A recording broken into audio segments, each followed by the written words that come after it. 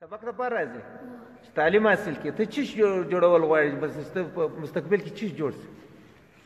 ډاکټر جوړېږي، انجینیر جوړېږي، څه جوړېږي؟ ها ډاکټر. شاباش. نو تاسو وینئ د ګوره دا ګرده کوچنیان په دغه امید باندې راځي زموږ له د لیر لیر ځایو څخه راځي او دا مؤمنان غریب ګرده زموږ سره دا هغه کوچنیان دي چې غریبان کوچنیان دي او دوی سره دوی ته موږ کوشش دا کوو چې هر شی پرې ورکړو، وردۍ پرې ورکړو، خولۍ پرې ورکړو.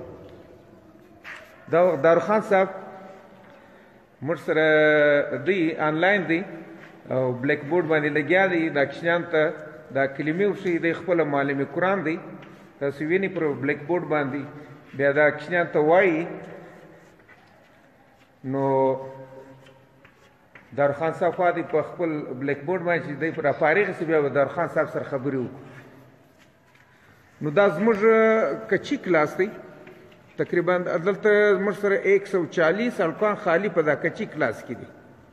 نو دا مؤمنان تاسو وینئ د لیرو لیرو ځایو سره راځي نواباد های سکول له او د تعلیم د حاصلېدو دپاره راځي. نو اکثره دا کوچنیان پیدل راځي په دا ګرمۍ کې. نو ته د دوی دا چیرو ته وګورئ، د دوی مستقبل او د هر یوه دا خواهش دی چې زه ښه تعلیم حاصل کړم او زه په مستقبل کې یو څه جوړ شم. نو تی ټوټل دا ګرده کوچنیان لاس پورته کړي چې تی سبق وایست که نه وایست؟ په شوق سره وایست؟ ښه. اوس دا داروخان صاحب دا کلمې درته ولیکلې، دا څوک ویلی شي؟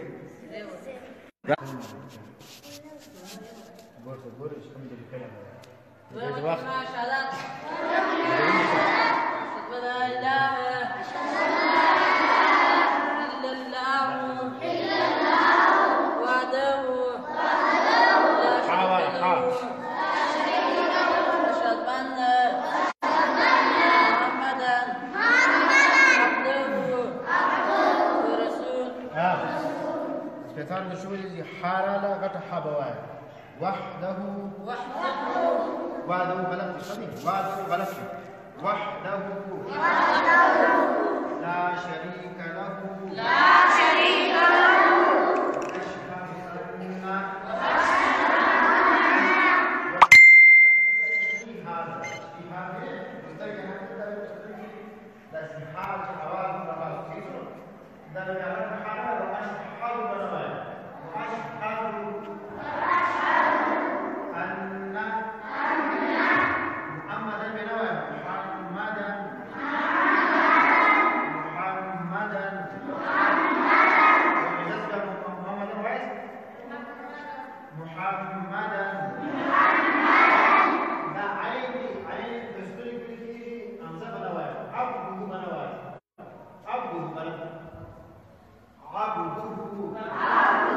دا زموږ کچي کلاس دی.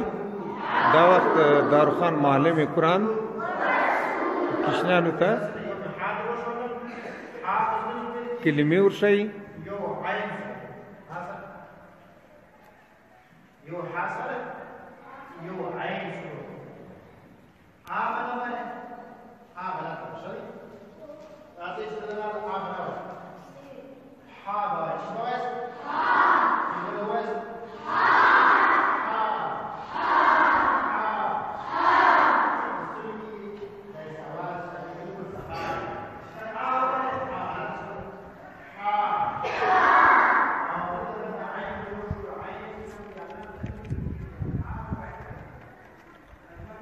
دا زموږ کچي کلاس و او دا وخت تاسو وینئ د زموږ د سکول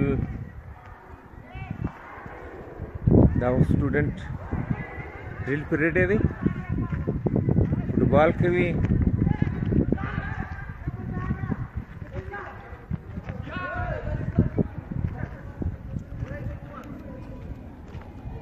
دا مخامخ سایکل سټینډ دی.